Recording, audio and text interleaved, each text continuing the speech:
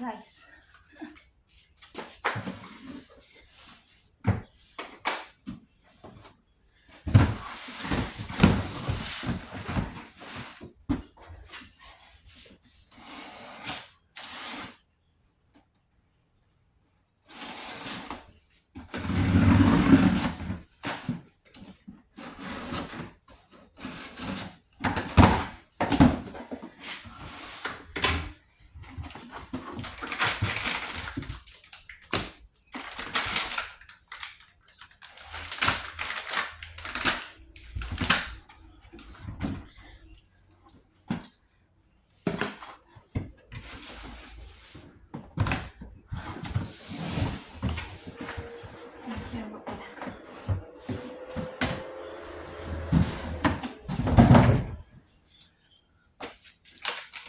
Ayun nga, nagpa-deliver tayo ngayong araw na to.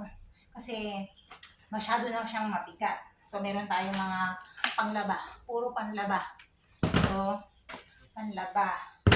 Tapos, panglinis ng CR, wet tissue. Kasi dito sa Hong Kong, tissue is life. Tapos, syempre, bigas. Mawala na ang lahat, wag lang ang bigas. Tapos, meron din tayong macaroni. Tapos, dalawang toilet paper. Kasi dito, tissue. Tissue lang ang kailangan. Tapos ito, syempre, tissue pa rin. So, tissue is life here sa Hong Kong. So, ayan lahat yung aking mga pinadeliver ngayong araw na ito. So, ayan. Tapos, lilinisin ko din to bago ko ilagay sa mga storage. Kasi, syempre, nadumi-dumihan. So, kailangan i-wipe muna natin siya. Okay? Have a nice day, everyone. Bye!